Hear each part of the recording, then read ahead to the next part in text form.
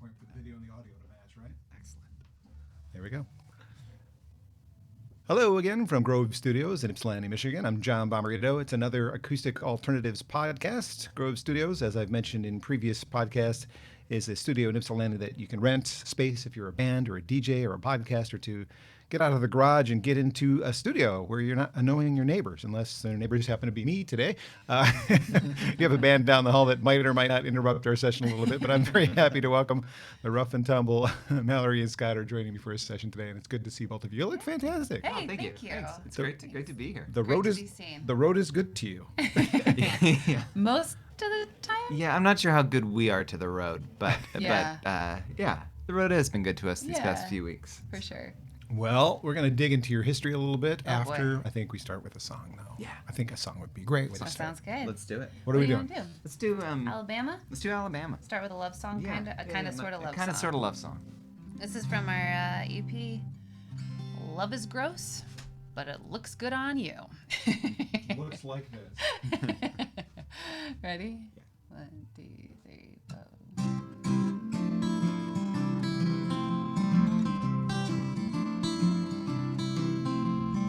I woke up this morning in Alabama, just in time to see the sun wake up the trees, just in time to hear the trees wake up the birds, just in time to find that I woke up in Alabama. Well, you were still asleep in Tennessee.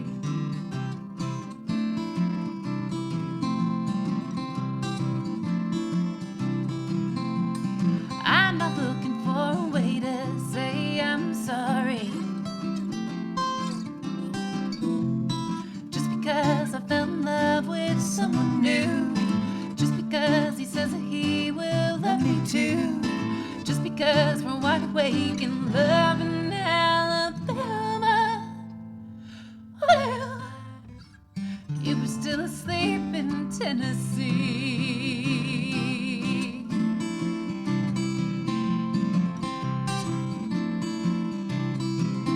There's room in your dreams for me, left a note on my pillow or a breadcrumb or 3. If it comes a surprise that I'm not by your side when you wake up in Tennessee, just open your eyes.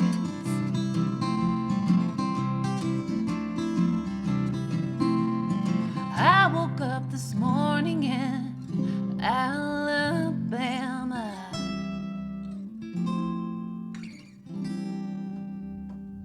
just in time to see the sun wake up the trees, just in time to hear the trees wake up the birds, just in time to find that I woke up in Alabama, right next to the one who loves me.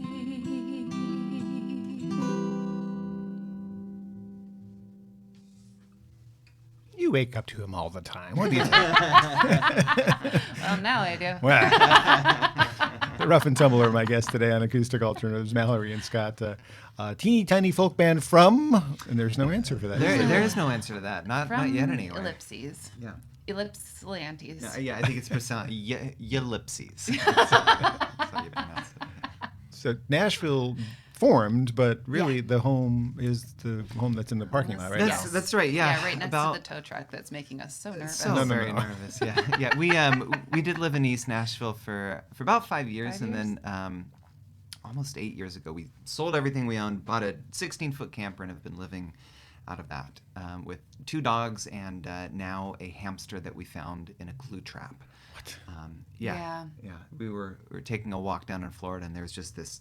We thought it was a mouse in a glue trap, and So still we still got alive. it. Yeah, we got the mouse off of the glue trap, and then we sent a picture of the mouse to the wildlife center, and we were like, "Oh, we found this very rare mouse. Where do you want me to release it back? It's fine now." And they were like, "Don't release it back because that is not a mouse. That is not a a wild hamster." creature, yeah. So So now we have a hamster now named we have a Goo. hamster. Fair enough. We've had her for about a year and a half now. Yeah. Yeah, she's still like running around on her wheel. Doing her We're thing. hamster powered. I'm a dog person. I have to meet your dogs before you guys go. Oh, okay? yeah. For sure. Yeah. They're crazy. They're crazy. Yeah. They're not. I mean, no, they're actually they're one great of them's dogs. one half of them is calm. Yeah. One half of the three, two. Of Sorry. the The two. two, So Yeah. that's like a quarter. I mean, Yeah, it kind of balances out the humans. yeah. Well, you just played a song from this delicately handmade EP, which is called Love is Gross, but it looks good on you. And over the years, you've released a variety of different kinds. Like, this is a professionally made CD. And I've got, like, very early things that come in paper bags. And Yes. You're so crafty. I mean, I don't know what to expect from it. And then the newest thing, really, I mean, I think it's the newest, Everything Goes Viral But My Band, is digital only. It is. It yeah. is. Like, well, make up Yeah. your mind, will you? Well, yeah. What's it gonna be? Everything Goes Viral, but my band was such a weird situation too because it happened while we were in lockdown, initially, and it was all songs that were commissions. Like, people reached out to us and said, "Can I commission a song for you since you don't have any work?" And we were like, "Yes." So, but we only had at the time A cassette tape recorder, like one of those Tascam 4-track cassette tape recorders, and we were staying in Scott's parents' house at the time, and so we it like was a real throwback to Scott's childhood of like recording on cassettes and sneaking his girlfriend in. Right. I didn't have a girlfriend. No, you didn't. I was You're the being best- generous. You're the best thing that ever Thanks, happened. though. Yeah. And so so that project, we just tossed it up online because it was lockdown, And then it just what a sort of weird time continued. that was. So it was like a 2-year project, and so like you can hear the technology getting better as it goes. No, it's definitely varying degrees of quality. And not that the songs aren't quality, but the recording no, quality. for sure. And it's just kind of what we had and we made do, and it was fun. Some of those songs we've re-recorded or have marked down for future use as well. So. Well, When It's Over was my favorite from that collection, just for the record. Oh, Yeah. great! Oh, And that that's- made it on the Love Is Gross. Yeah, that's right. Yeah, that's right. That's right. Yeah. Glad to Oh, hear it. good. That's Yeah. good to hear. And just so you feel better about this, the latest Patty Griffin album, you may or may not know, is a collection of the things that she recorded on cassettes that No had never been kidding. released. Funny. Just little. Like cassette tapes are terrible. Everybody knows that. course. But like we have this real soft spot for We do. cassette tapes and for the albums that were recorded on them.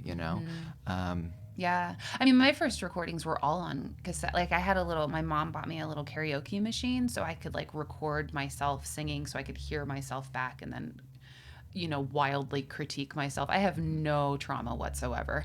And This album says differently. that's fair. Gotcha.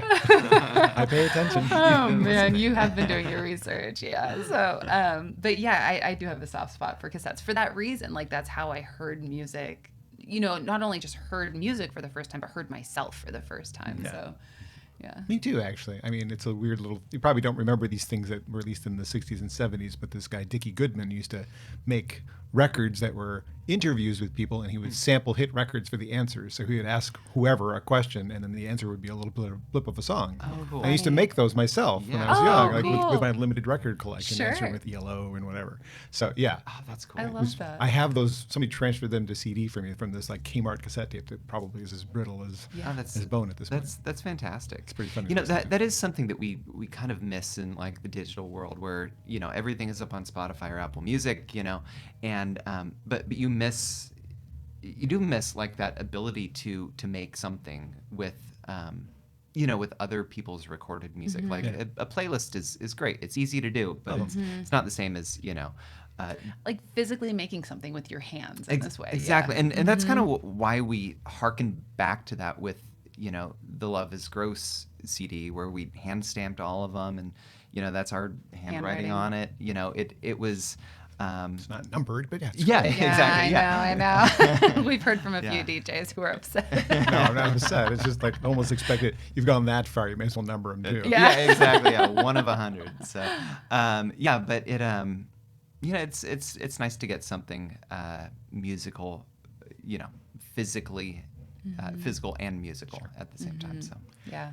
Well, if it's not an uncomfortable subject, I always like to get into the background of the people who are in the studio with me, like your childhood, Mallory. Unfortunately, might be traumatic, but I mean, I already put it on a record. Might as well. I know, put but it I on mean, the record. where did you grow up? I grew up in Western Pennsylvania. Okay. Yeah, I grew up in just north of Pittsburgh by about 45 miles in an old steel town that was shut down.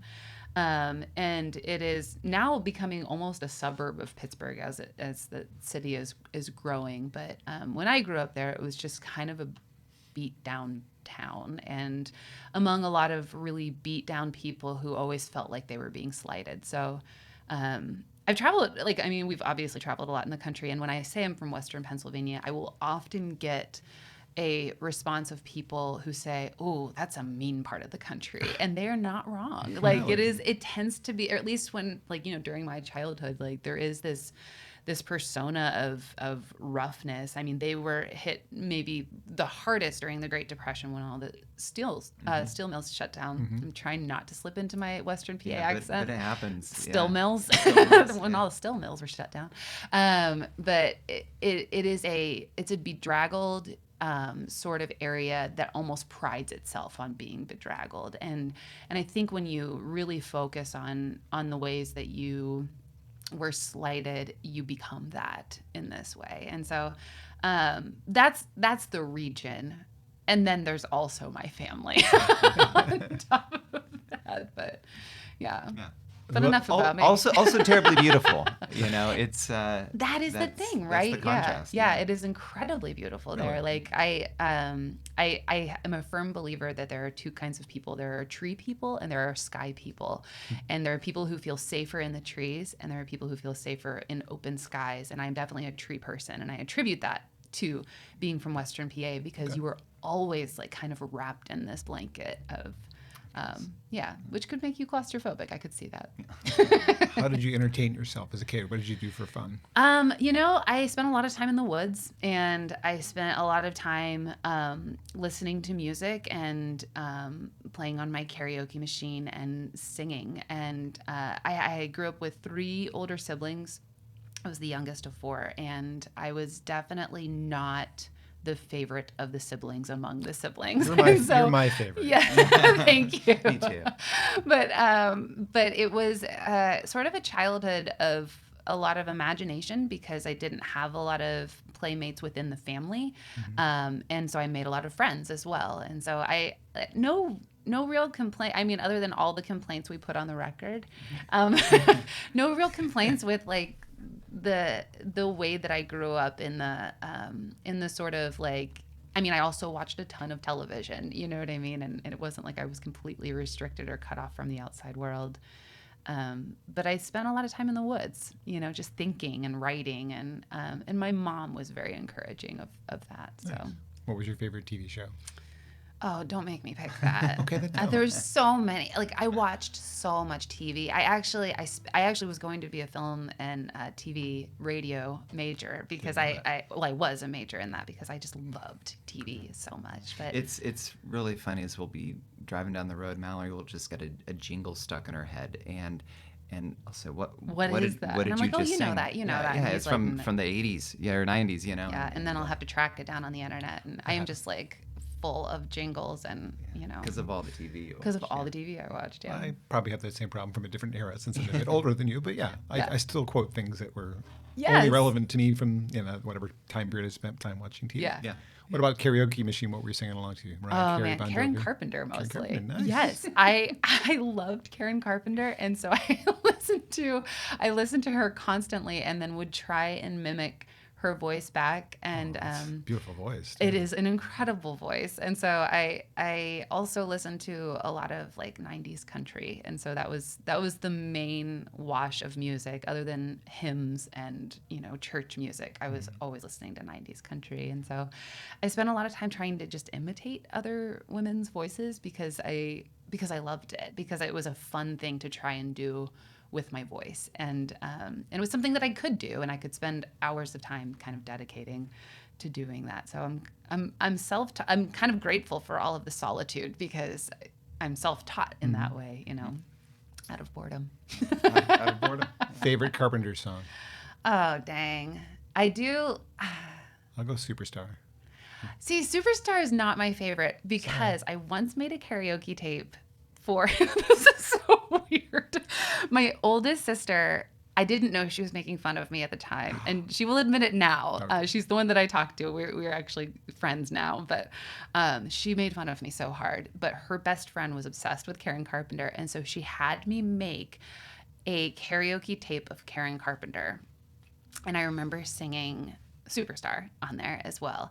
And she gave it to her friend for his birthday. And I just remember them singing over and over again, baby, baby, baby, baby, oh, baby, like that. And I was so embarrassed that, like, every time I think of that song, I just think of, that. More trauma. John, good job. Let's move on to Scott so I can relieve Mallory. Sorry.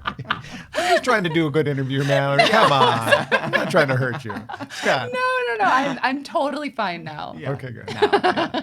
No. What's your background, Scott? Where are you from? I grew up in Dinuba, California, which is it's there in the Central Valley of California. It's the former raisin capital of the world. Oh, yeah. Former. I love raisins. I do too. Very few people who does. Yeah, you would love Dinuba. Well, you would have. You would have loved it. Back when they were. The raisin capital of the world. Now they've moved on to oranges and stuff, but they still have a Raisin Day parade, and, used to have a raisin queen. And, Well, and tell him that your grandma knew. my grandma knew the original Sun-Maid lady. The one that's on that yeah, package? yeah. No the, way. The model they used for Small that. world. So, Can I have yeah. your autograph? Yeah, I know, right? And what was it like growing up there? I mean, was it too much sunshine and It was a lot of sunshine, and not like Pennsylvania? No, not like Pennsylvania. It although probably not as much sunshine as they're getting now. It was a very, very dusty place. We grew up in the country and played a lot of basketball. Got into music kind of early on. Played saxophone growing up, and actually one of the first songs I remember playing was on the saxophone was the Carpenters. What's their very famous one? Top of the world. No, not that one. The We've only just begun. We've only just begun. Why am I not remembering this? It's the This is embarrassing. the Eyes of Blue, Stardust in Your Hair. On the day that you were born, the angels got together. Yeah, we can only sing that much though for the radio, right? Yeah, can't do covers. Yeah.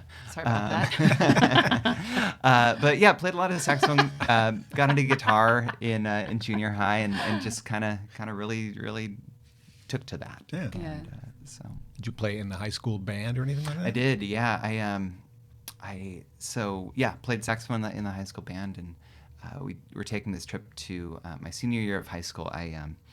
The band was taking a trip to the St. Patrick's Day Parade in New York, and weeks before that, I was playing basketball and I tore my ACL. And Sick brag about basketball. yeah.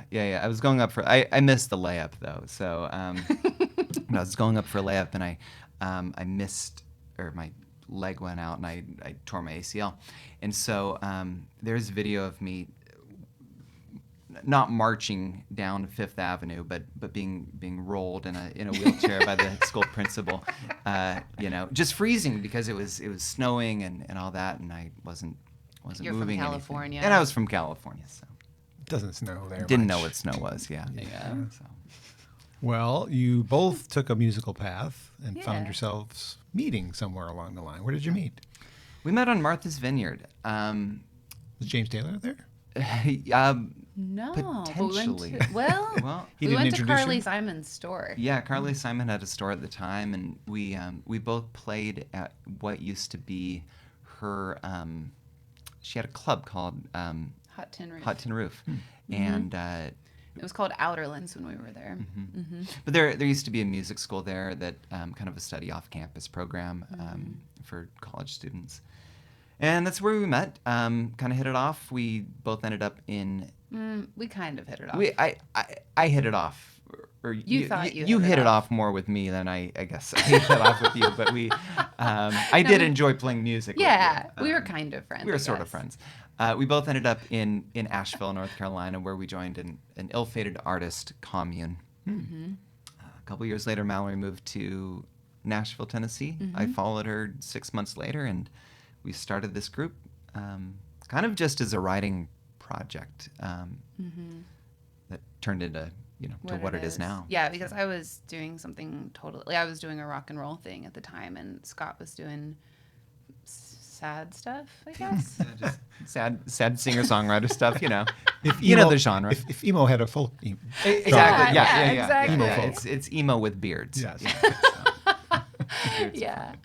So, but then we started writing because we were writing songs that didn't fit what we were doing, and we were like, well, this will be fun. We'll just finish each other's songs and sandwiches. Sentences and sandwiches. Yeah. And so we, I don't know. It happened really. It happened so naturally that I didn't realize it was happening. And so like when we started writing together, about a month or two later, Scott was like, we should name this project. And I was like, I mean, we can if you really want, like if you need a name for it, but like it's not anything. Like you name it whatever you want. That's fine. This isn't going anywhere. Yeah, this isn't going anywhere, but like I'm happy to go along for the ride, sort of thing. And then we named it the Rough and Tumble, and then now we're 11 years later, and it's still not going anywhere. And I think you like each other more than you did when you met. Yeah. No, that is we were certainly best true. friends Yeah. by that time, and then a couple years later, we realized, we should also date. Yeah. It would make this That'd very be convenient if we were really- dating. And less awkward. Yes, Yeah, exactly. that's awkward. All right, well, let's take a break from the chat and I'll have you sing another song. Yeah. Yeah. What do you want to do? Tight as I can. Yeah. We'll do let's- another let's from do it. we'll do another from Love is Gross. This is the song. So a lot of the songs on Love is Gross were commissioned love songs because people, I guess, whenever they want a song written, want it written for someone they love. And we were like, we don't really do love songs. And they were like, no, we are going to pay you money for them. And we were like, yeah, we totally do love songs. We Lots love of love songs. Yeah. So after all these other love songs came in for all these other people, I was like, wait a second, I don't have a love song. And so I commissioned She Scott. commissioned me. She said, you have 2 weeks. Yeah. And so he wrote this song, and then he complained that I never paid him for it, but I also helped him finish it. That's true. Yeah. So Here we go. This is As Tight as I Can. 1, 2, 1, 2, 3.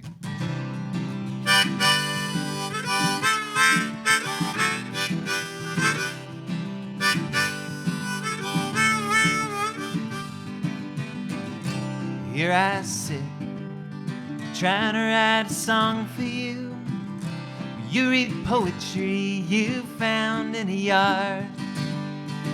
Words don't come easy, gotta stretch 'em out before you push 'em through. Having love so strong for you is never hard. There are songs about leaving, songs about grieving, but here's a song about holding on as tight as I can. I'm gonna hold on to you as tight as I can.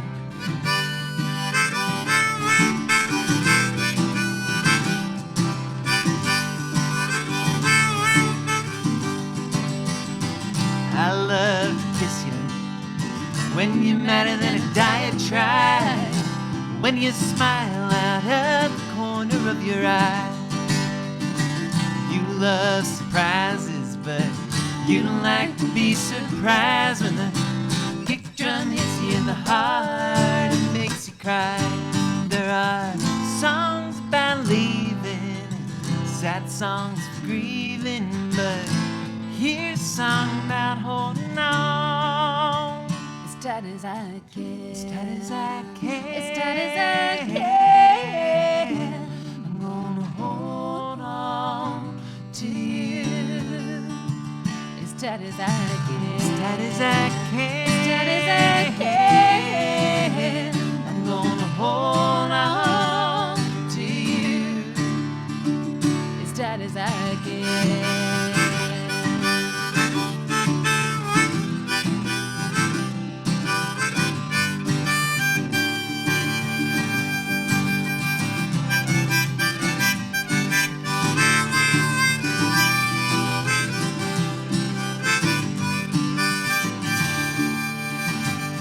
I've heard to be a man in love, you gotta act like a man in love. So if a little hard work and spit shine will have to do, I've turned it over taste the sour on my tongue. 'Cause I'm a man in love whenever I'm with you. 'Cause I'm a man in love whenever I'm with you. Rough and Tumble are my guests today on Acoustic Alternatives. Thank you for doing that one from Love is Gross, which is it really available physically anymore, or do I have one of the very few? You have one of the last ones. You do. Yeah, we don't. I mean, we have no more. Yeah, we only made 100, and well, because it takes a lot of work to send to make mixtapes for all of your 100 closest friends. It does. Thanks for including me in that little group. So most of the time, as we mentioned, is spent on the road. Who drives the most? Scott. I drive the most. Mallory navigates and kind of makes sure that we get to where we're supposed to go, which you'd think would be easier than it is with technology, but it's we haul this 16-foot camper, and so that always adds just this other element of danger, Yeah. And looking ahead. Yeah. So I won't say that we get into fights whenever Scott's navigating. Yeah, no. I will say it though. We get into fights whenever I am navigating. So You could let Siri do it for you. yeah. Shut up. That's not where I want to go. Yeah. Did the dogs ever drive, or do they not? They don't have a license. They're the least useful animals we've ever met. Oh my goodness. They don't do it. They sometimes will sell a T-shirt. That's it. Yeah, actually, last night we played 20 Front Street, and we really leaned into the fact that if people don't buy T-shirts, our dogs do not eat. So That's a guilt trip. it is, yeah.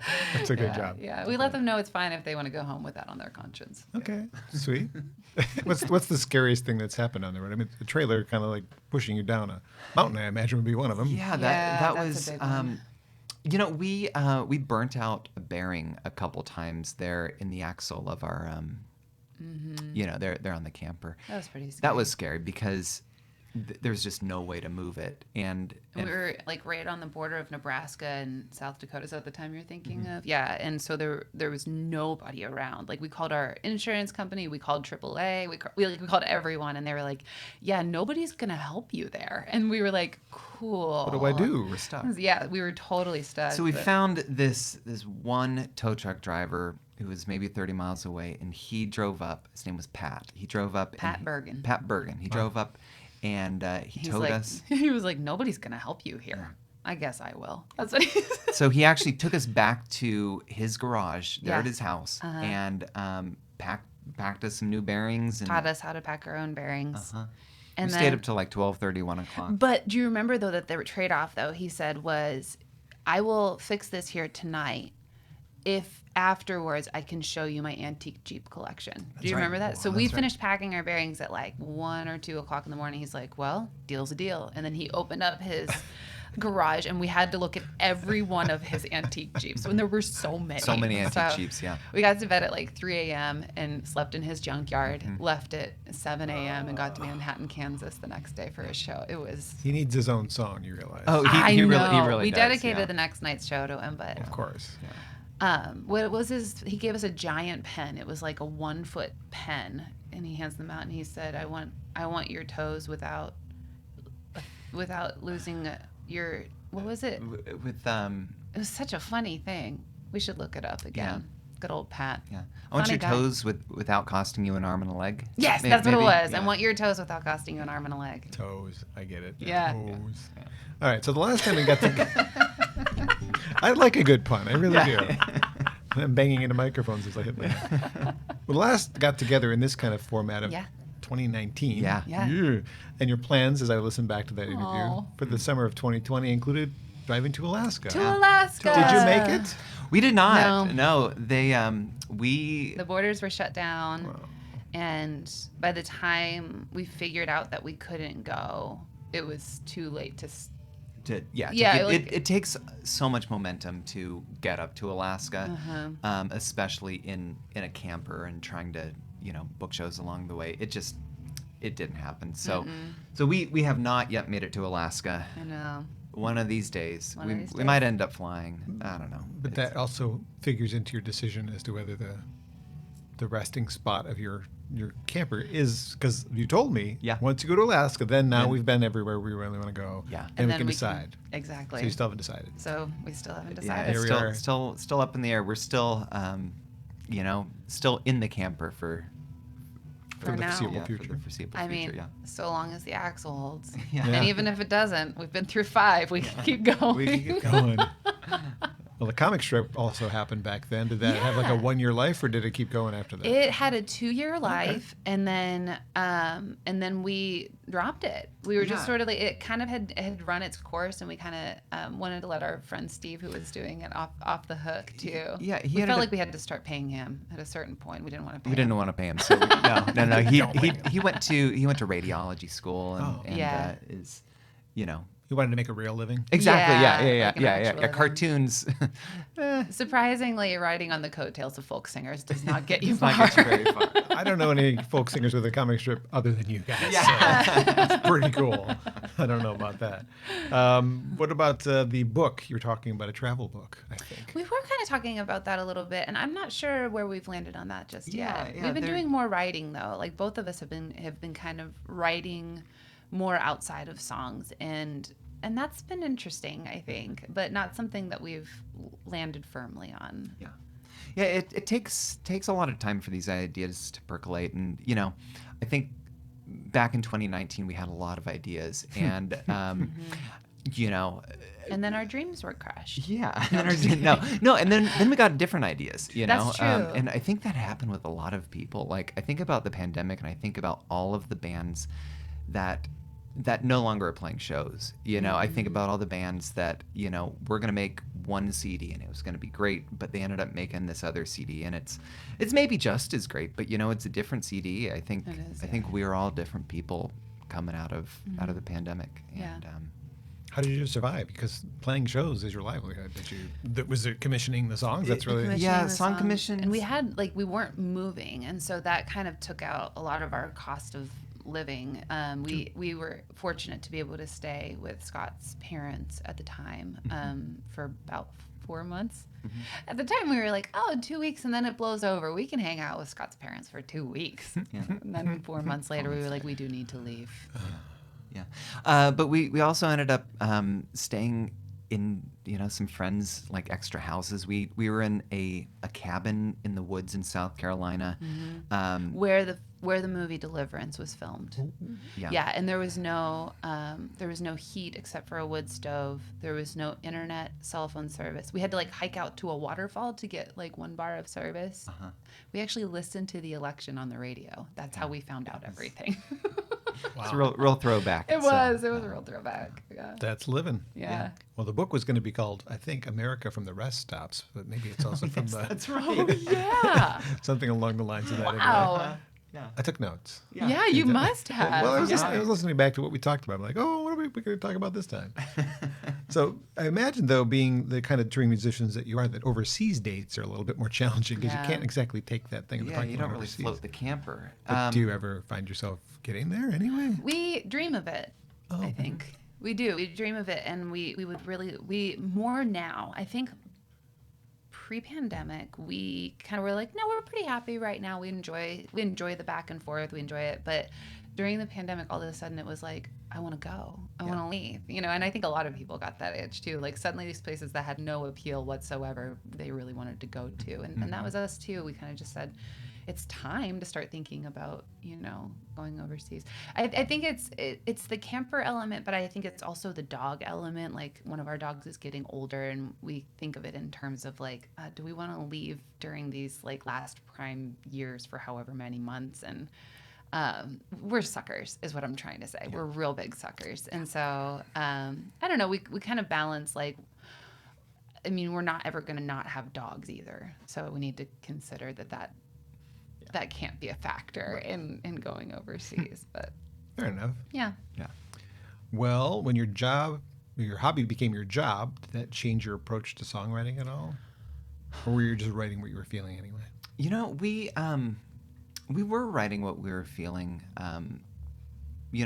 Before we went full time, I was working at a coffee shop, and Mallory was a nanny and was doing various odd jobs in Nashville.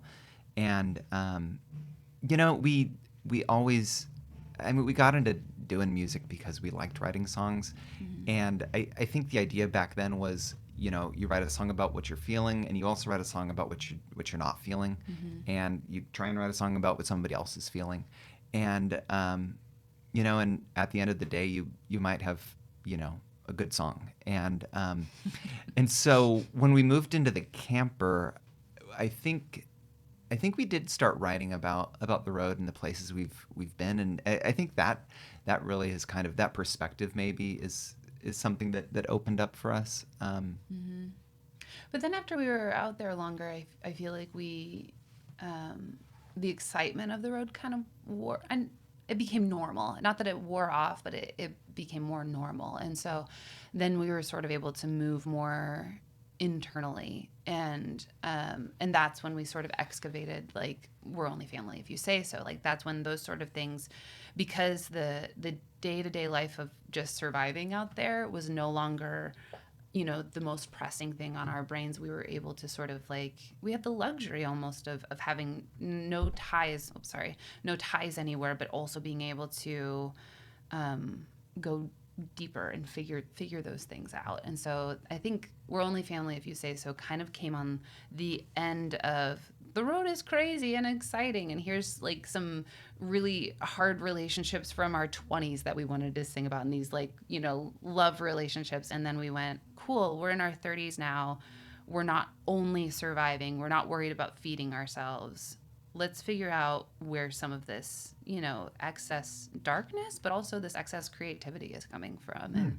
And so that's where family came from, I think. And now, I don't know, we're writing, we're just, this month actually, we set out in June to write a song a day, on any day that is not a show day. Like, we have limits here. And we just finished, today's July 1st, and so we just finished, and we ended up with 11 songs out of the 16 days that we didn't have shows. And It's so another album.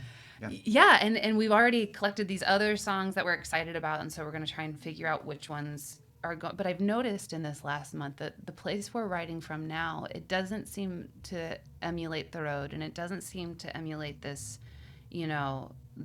childhood trauma or these darker places, but it seems to be, I don't want to call it prophetic because that sounds very weird, but it seems to be almost grasping at this other place that we're not even sure of yet. And I think sometimes when you write yourself into your future, and I think that's what we've been doing lately.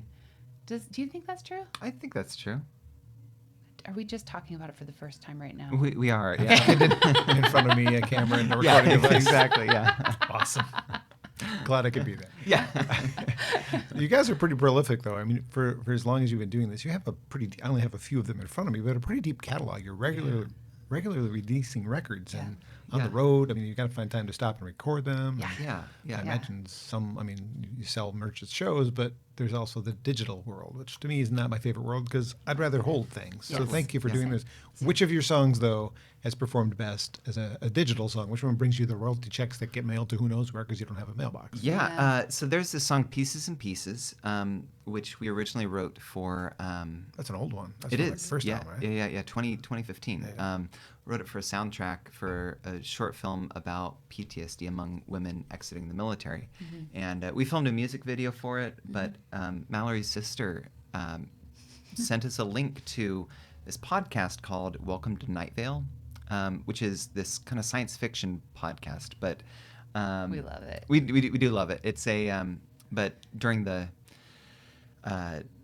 every episode, they take a break to go to the weather, which is a song that is played. And so I think that song, we entered that song, it made it onto the podcast, and we've got a bunch of streams from that. But, because of that, yeah. Nice. So, well, seeing you guys live is a great way to connect with your music because you always tell the story behind the song, which I think is important for this kind of music. So before you do your next song, give me a story. Yeah. You want to do Joni? Yeah, let's do this Joni. Is kind of obvious what this is about. How did you write it anyway? Give me a story. We had just so Joni is a song that we started writing we had just visited some friends in South Dakota, and they're both in their 80s, they're mid 80s, and they returned. She's originally from South Dakota, and she returned back there, and they started. I think just about 10 years ago, they started regenerational farming out there, which is a very controversial thing to be doing in South Dakota because you're surrounded by all this big ag. And if you're choosing to not use pesticides, to not do all this, and to also like try and get the land back to a place where it's kind of self-thriving, it can make you kind of stick out in your community. But there are also people who love their community and are trying very hard to do them well and to be kind and to bring music into their community. And they're just all around wonderful people. But they told us this story about how in this particular part of South Dakota, there are no longer any natural pheasants because of the hunting industry that has come in. And so there's these people are flying in from California and from New York and all these big, who want to have this hunting experience. And so they've killed off all of the natural pheasants, and they are now farm raising these pheasants, and they put them all in a bag, and right before the hunters come in, they swing them around and then throw them out so that everybody's always guaranteed to take home a pheasant. And so it's just this crazy, new industry that's being born in South Dakota. And because everybody's trying to protect these farm-raised pheasants, they're now killing off the hawks, who sometimes will kill the pheasants. Killing off the coyotes. They're killing off the coyotes. And so they're just destroying this whole ecosystem in order to accommodate these people who are flying in for a weekend to have a bachelor party. Yeah. And we just that's pretty startling. That's a pretty startling story to hear about in the prairie. But after we left, we started writing this song, and we were still in the mode of writing for We're Only Family If You Say So. And I got to thinking a lot about my childhood and how it was such a weird split, because on one hand, I'm only allowed to listen to Christian music, but then on the other hand, my mama is slipping me Joni Mitchell and Janis Joplin under the door. And on one hand, I'm learning, we had about 85 acres growing up at this cabin in the woods, and I'm learning about the names of the trees and the preservation of the land.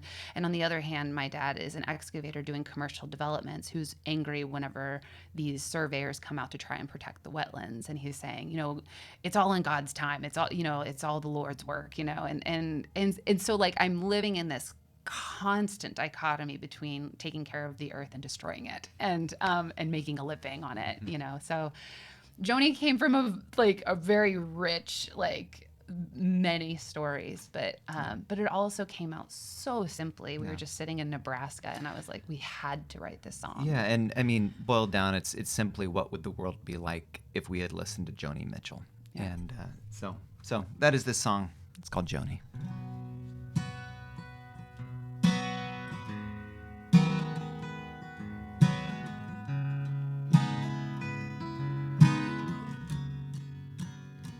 Why didn't we listen to Joni and the song that she had sung? She was crying for our apples. Now we're crying for the spots on our lawn. Farmer gotta make a living. Corporate gonna cut their dime. Why didn't we listen to Joni back when we had the time?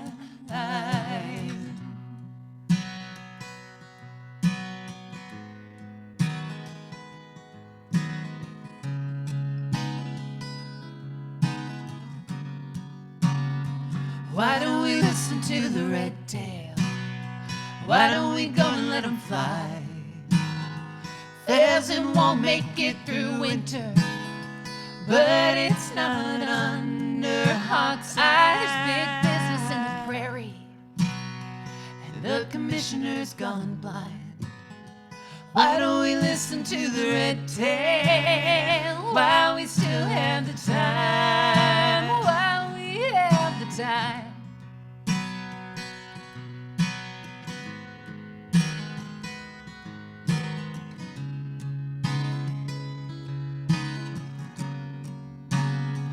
Why don't we listen to the call in the wilderness and the warm October wind. Can hardly breathe between the cornfields that we can't eat and the highway that never ends. There's oil in the water, there's war inside those drums. When will we listen to the call? When will we listen to the call? While we have the time, while we have the time, while we have the time, while we have the time, while we have the time. Ooh.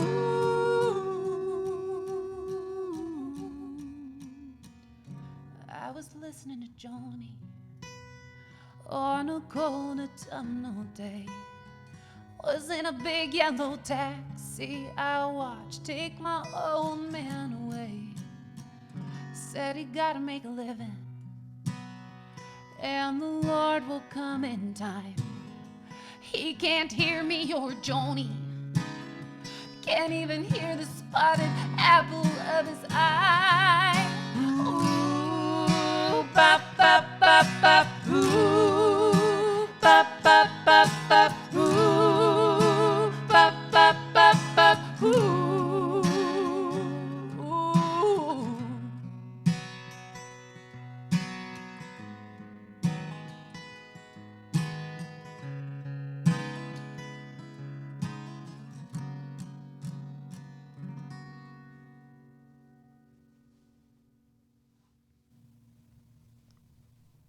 Truly one of your best. Oh. Joni is the name of the song. The Rough Tumble here on Acoustic Alternatives. You can find that on the album. We're only family if you say so. And now with the backstory, I understand how it fits in with the family dynamic. I Yeah. didn't necessarily. And the song stands out because of just it's a well-written song and it gets you. But now I understand why it fits into Yeah. the family stories. Yeah. Otherwise, it's just a song on a record. It seems out of place. Yeah. You know, Should have been higher up on the track list. as we got to thinking about family, like it got to be this thing where like what isn't What part of a isn't family relationship, and and what isn't a relationship between neighbors too, so I noted that was the follow-up to an album that you released that in the liner notes you say was recorded during a year of honesty. And this is a little bit more honesty to follow up the year of honesty. Yeah, that's true. That's right. Because Howling Back the Wounded Dog, that was our year of honesty. Yeah, that's right. Just a little Oh, man, that's crazy. observation of mine when I was kind of reviewing everything. Yeah. I yeah, talked about. honesty is kind of like dominoes, it You just started had it that effect, rolling. yeah. Well, speaking of that, then because you guys are on the road together all the time, no couple is perfect. You must argue. How do you find solitude? I mean, you're together. All the time. Yeah.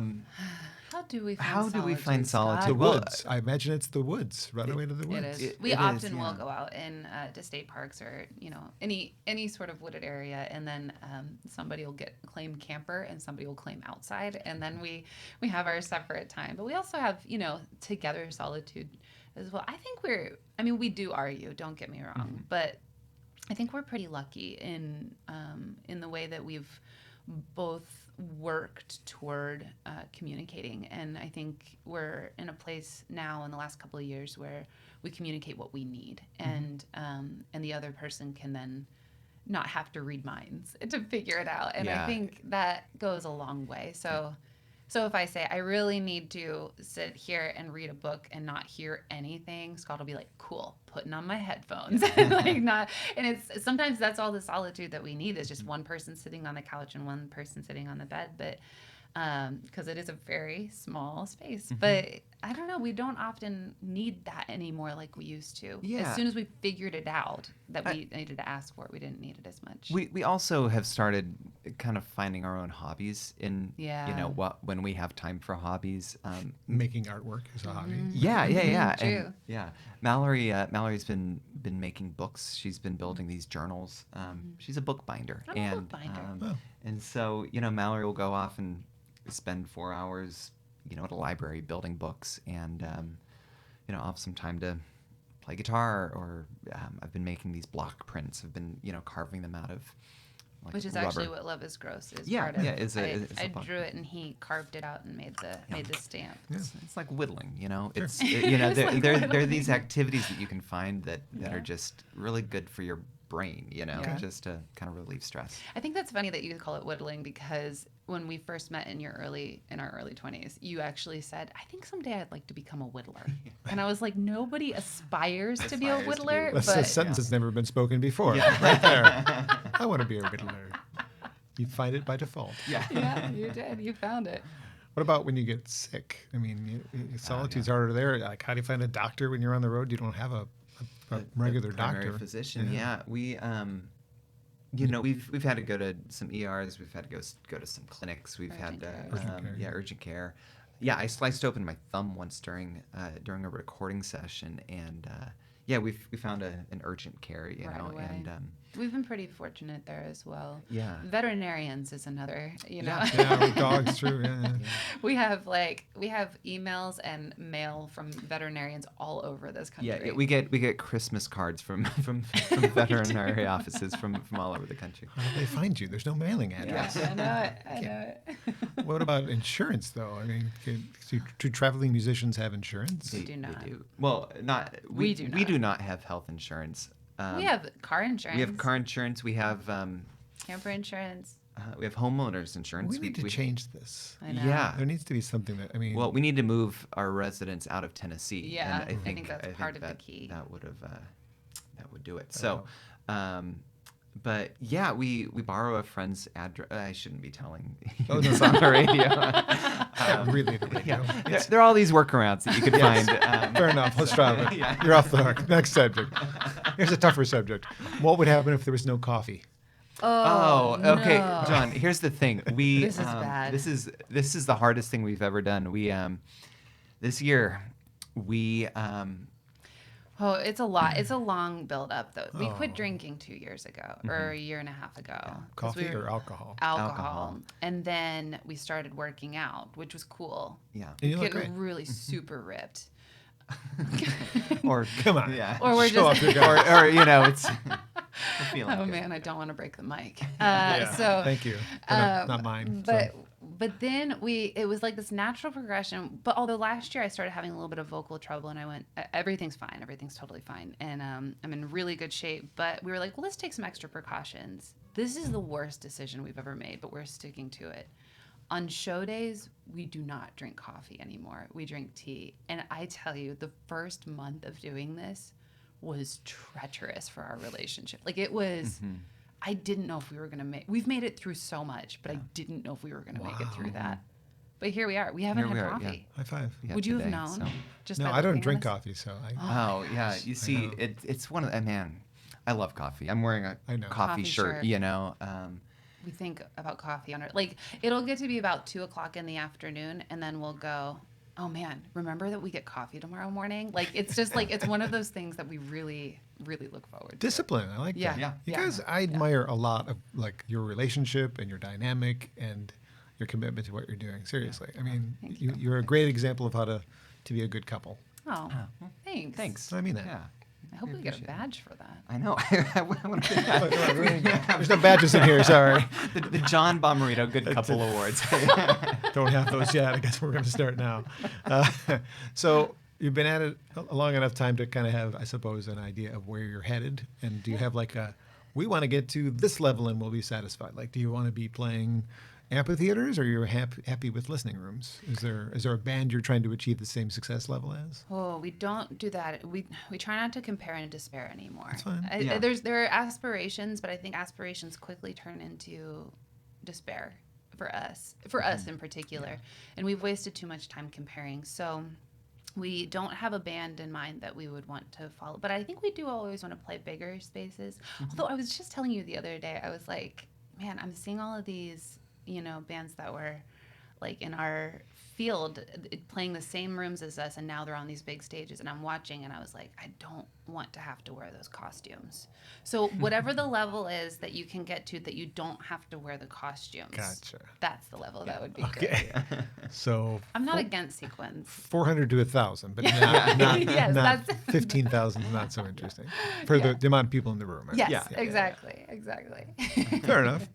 So last September, you put out 2 new songs that were written during that time, Pie and Make a Way. Yeah. Beautifully passionate expressions of the social, political, and medical turbulence folks have been enduring since March of 2020. Yeah. But those not make it on a record because they just don't fit the theme? You know, those actually were put out by a small record label in Portland, and they wanted to do just 2 songs, and we thought, you know, we'll Why not? stick those on them. We'd written them after the family record, and Yeah, and they were 2 songs that we felt more urgent about than waiting for a record as well. And I guess they still stand in their urgency, but I don't know. I guess they are kind of these outliers, but we also just kind of wanted the opportunity to experiment. You know, like here's these songs that are relatively simple in their structure, but they're holding a lot of punch, I think. And so we wanted to kind of have that experimentation musically as well in the studio and have time to just kind of pour over a song, as opposed to the way we usually do it, which is run into the studio 1 week, get 10 songs out, go, you know. And so it was kind of a fun way to do that. Maybe I'm misinterpreting Pie, but it seems like it's more relevant in the last couple of weeks. like as of yeah. last Friday, it is super relevant. Yeah. It's a song about women's right to choose, and about the ways that I mean, when we introduce the song, we say that it is clearly only about pie. That's what we tell them. You can pick any pie. Yeah. Yeah, vague, very vague. Yeah. Smart. Yeah, but no, it is certainly about women's rights, and Fair enough. yeah, which are human rights, which we should just state. Thanks for saying so, Scott. yeah. That's really big of you.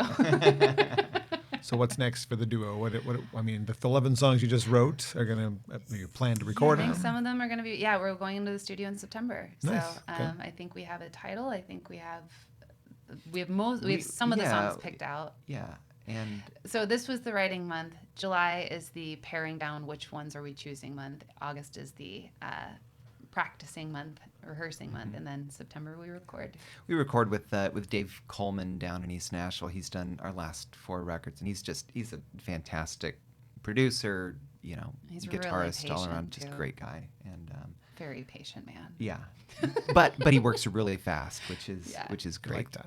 Yeah. So Is Alaska still in the maybe? 2024. yeah, Okay, it's a someday kind of thing. It is. It just, Although sometimes, I don't know. you know, there are all these artist residency programs up there, and we would love to get into one of those where we would go there for 2 weeks to a month and Which write. would be a different way of experiencing Alaska than the way that we had thought we would. But I think, it's interesting. I don't know. Let's put a ellipses on that. Is that what we're calling it? Yeah. Maybe we'll just take a cruise, you know. And, I might do that myself someday. We'll see.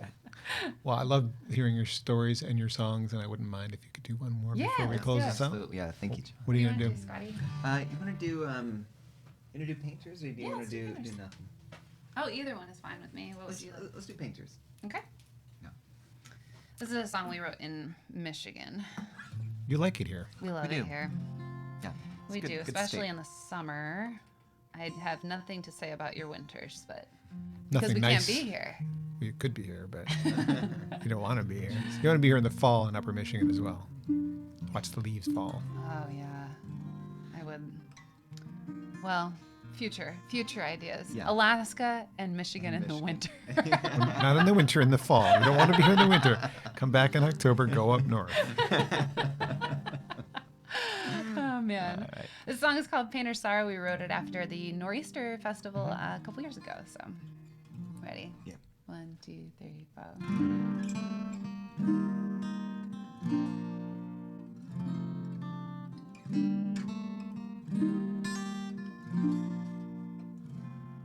And I've been crying about how I don't belong. And it's not a something you haven't heard before. Or maybe it's an ancient echo, the moving of the blood. How long, how long, how long, how long? And you've been saying you wish it was before.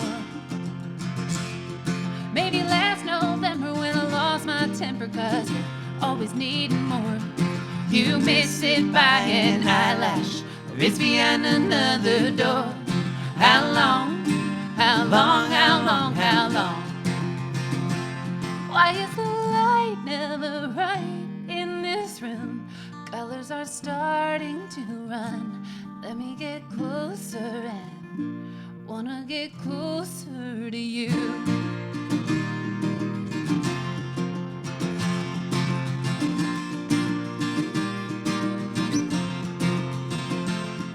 And she stepped up to read our tarot card. She said all your waiting would bring reward of a pretty young thing along. Why did we act like strangers and pretend we weren't in love? How long, how long, how long, how long? How long, how long, how long, how long? Why is the light never right in this room? Colors are starting to run. Let me get closer and wanna get closer, and we are a painter's sorrow on a pale afternoon. Wanna get closer and wanna get closer to you.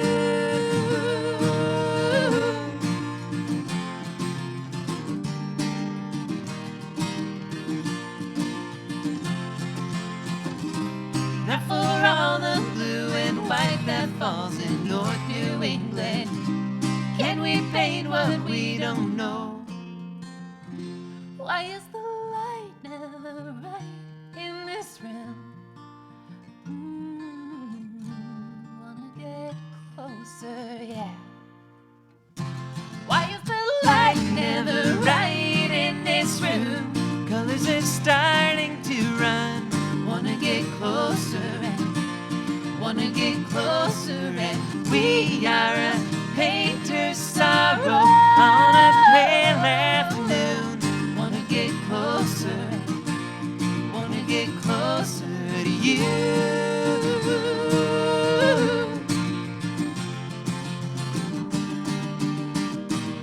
Yeah, wanna get closer to you. Another track that appears on the 2020 album Our Only Family, if you say so, Painter's Sorrow with the Rough Tumble. Thank you to both of you. Thank you, John. Speaking of Nor'easter, which was your favorite this year? I mean, maybe act you hadn't seen before and really enjoyed.